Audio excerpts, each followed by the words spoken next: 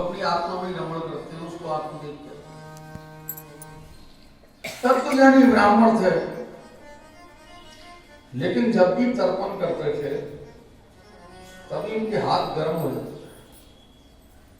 बस उनको यही चिंता थी कि मेरे बाद मेरे पितृश्वरों का तर्पण कौन करेगा, और पितृश्वरों को ये चिंता थी कि इसके बाद तो हमको जल ही नहीं देने वाला कोई। पिंडदान करने का अधिकार तो केवल बड़े को है और छोटे को है, लेकिन जलदान तो कोई भी कर सकता है, तर्पण कोई भी कर सकता है। जो अपने माता पिता, जो अपने संबंधी हैं, 3 पीढ़ी मातृकुल की और 3 पीढ़ी पुत्रकुल की, माँ दादी और परदादी, पिता दादा और परदादा, नानी नाना परनानी परनाना वृद्धनानी और वृद्धनानी, ये हमारे डीएनए से डायरेक्ट रिलेटेड है, इसलिए इनको तो 3-3 अंजलि दी जाती है, और जो संबंधित है उनको 1-1 अंजलि दी जाती है, लेकिन दी सबको जाती है, चाहे वो ससुराल पक्ष के हों, चाहे किसी पक्ष के हों, चाहे वो मित्र हों, सबको दी जाती है, क्योंकि जल ही जीवन है।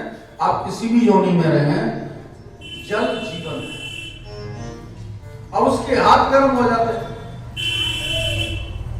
तो उसके मन में चिंता थी। एक दिन सोचा संतान नहीं है तो डूब जाना चाहिए, घर की शोभा तभी तक है जब तक घर में बालक है, बिना बालक के घर भूत का डेरा। जिस घर में केवल 2 मियाँ भी, वो तो समझ लो कि उस घर में कोई आनंद ही नहीं है। जब तक बालक जो है क्या कंधे पर चढ़ने वाला ना हो, तो तोतली बोली बोलने वाला ना हो, काम बढ़ाने वाला ना हो, जिस घर में बालक होता है उस घर में आधी से ज्यादा टेंशन अपने आप खत्म हो जाता है। कोई संतान नहीं, ढूंढने के लिए जा रहा था, रास्ता में जा रहा था, साधु लोग मिले, उनको दर्शन किया, दर्शन करके पैर पकड़ लिए, बोले महाराज मैं तो प्राण त्याग दूंगा। बोले या तो आप आशीर्वाद दो कि हमारे संतान हो तो मैं आपके पैर छोड़ूं, वरना मैं तो मर भी जाएगा, पैर आपके तभी छोड़ूंगा। साधु ने कही संतान उसका भाग्य दिखा रहे, पागल हो रहा है, संतान कौन किसका बेटा कौन किसका बाप, ये संसार सागर है, या में जो एक बार चला गया निकलना बहुत मुश्किल है, तो बढ़िया है कोई संतान नहीं, कम से कम झंझट तो नहीं ना। तो मैंने महाराज आपका जानो, आप तो बाबा जी लोगों को संतान को सुख का है। माना सरसह यतियों ने तो ये कहा उनसे कि अगर संसार में कहीं सुख है तो सबसे बड़ा सुख है वैराग्य में, ये तो जतियों ने कहा। और ये आत्मदेव नाम के ब्राह्मण ने कहा महाराज अगर संसार में कहीं सुख है तो पुत्र पौत्र समन्विता, जब तक नाती बेटा ना हो, गृहस्थ सरसों लोके, तब तक वह घर की का सोगा। अब 14 कमराएं कोठी में, रविवार दोनों बुड्ढा बुढ़िया नौकर आनंद ले रहे। तो कहा महाराज की मानी देख बेटा तेरे तो 7 जन्म भाग्य में नहीं है, संतान ही नहीं है, तेरे सुखी नहीं है संतान, और देख जिद मत करे, तेरी तरह माने जिद करी चित्रकेतु ने, कहा तू भी जिद करो तेरे भाग्य में संतान सुख है ही नहीं। माने महाराज चाहे कछु हो चाहे ना हो, कोई तो चाहिए। अब देखो वो तो मान लो चाहिए, उन्होंने भी देख ले, पर बाद में जब पैर नहीं छोड़े तो मान ले फल ले अपनी घर वाली नहीं देखो भाई।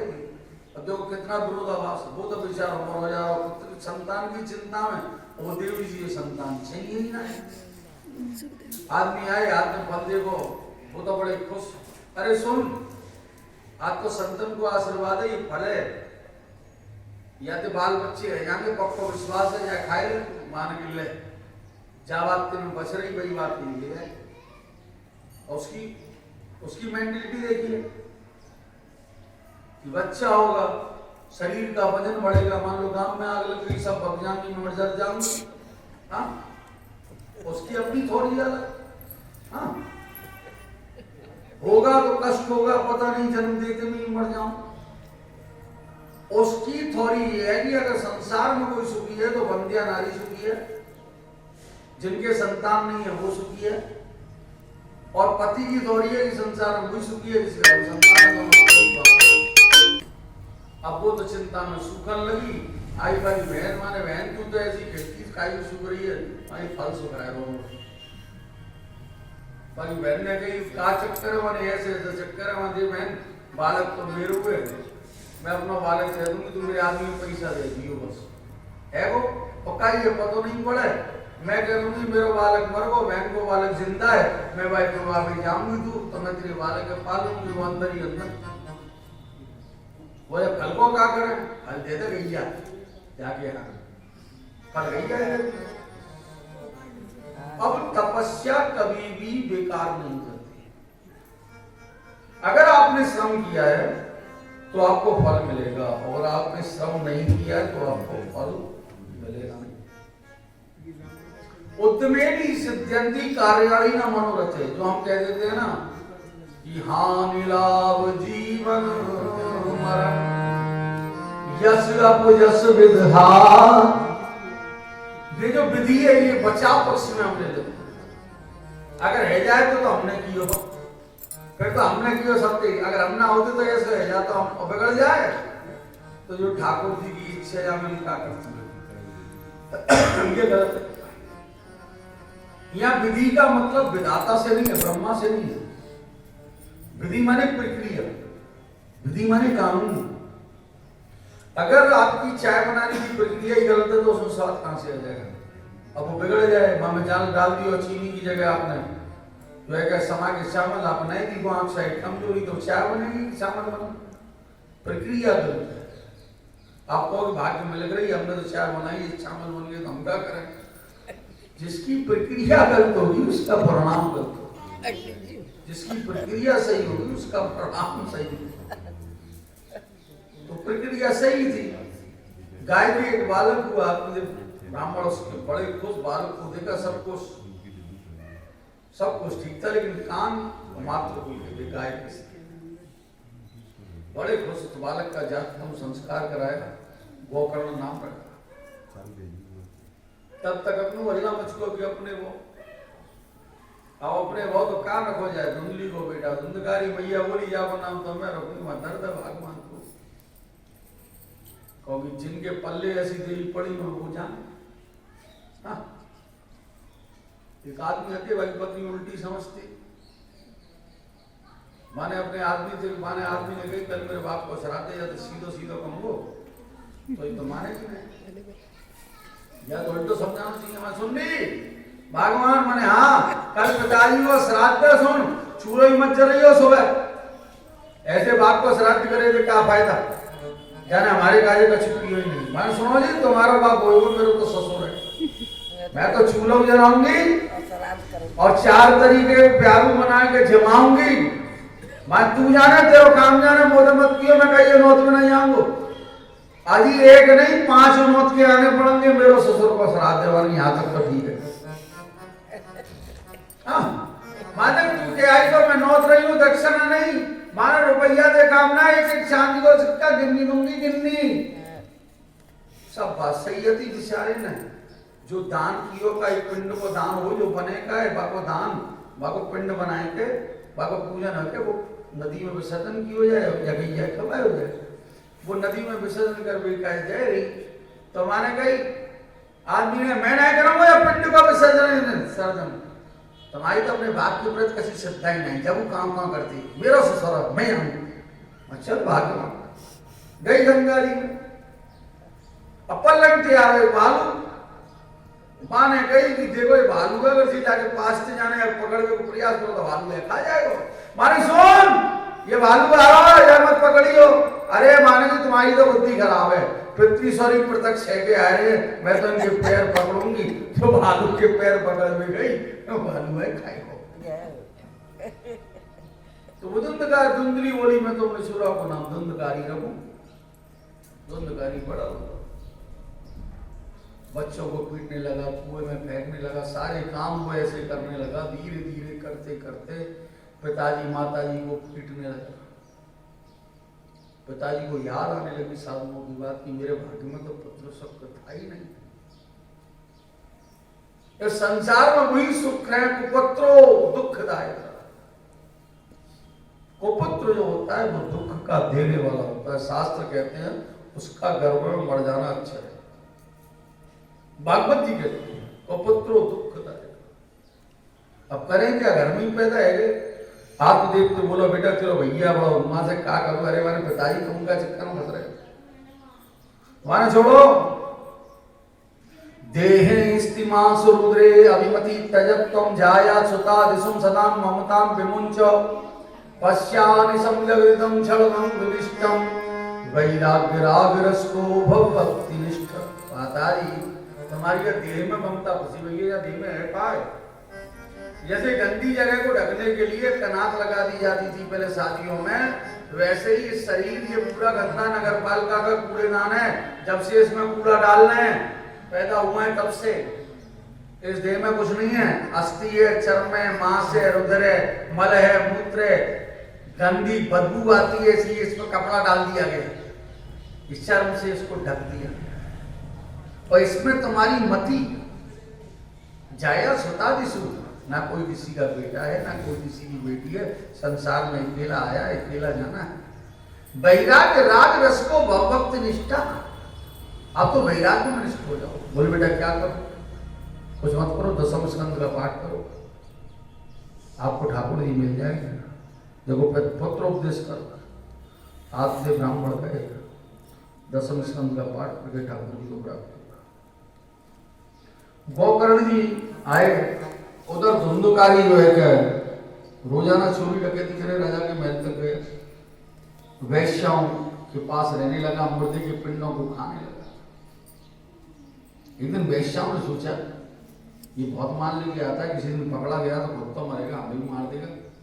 ऐसा करो इसको छोड़ आया, इसमें बांध दो इसको रस्सियों से बांध के चूल्हे की लकड़ियों से जलाया, मरा ही नहीं, उसको वहीं गाड़ दिया, उसी के घर में गाड़ दिया।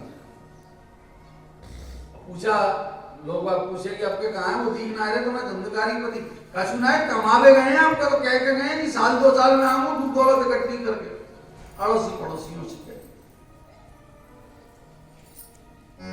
धुंधकारी को गोकर्ण को पता लगी तीर्थमयी भाई चला गए, सब तीर्थों को घूमते हुए गया में श्राद्ध करे, लौट कर आए अपने गांव में। तो घर का मोह तो होता ही, अपन गाँव का घर देख लें, जहाँ हमारे पुरखे रहते तो उस जगह को देख लें, हमारा बचपन बीता उस जगह को देख लें। वहां गए, उस जगह पर जाकर रात को सोए तो उनको क्या दिखा, कभी तो मेढ़ा दिखे, कभी हाथी दिखे, कभी अगिया बेताल दिखे। उन्होंने ये है कौन? पर उनको एक काला सा पुरुष दिखाई दिया, बोलना चाहता है बोलता नहीं, उन्होंने गायत्री मंत्र बंधित किया, उसमें मारा। उसको पूछा तुम कौन हो? उसने कहा कि अहम भ्राता तो दियोस्मी धंधकारी की नामता, मैं तो तेरा भाई धंधकारी हूं। कि तू प्रेत कैसे बना? वाली भी मैं तो तेरा गया श्राद्ध कर दिया। कहा गया श्राद्ध सतेनामी मुक्ति में ना उच्चति, वो जैसे पापी के 100 बार गया श्राद्ध करे अपना प्रभु, तो मेरी मुक्ति का उपाय करो। अगर तुम मेरे भ्राता हो, भाई हो, तो मेरी मुक्ति का उपाय करो। गोकर्ण जी ने कहा, बड़े बड़े ऋषि मुनियों से पूछा, कहीं कोई मुक्ति का उपाय नहीं बता पाया।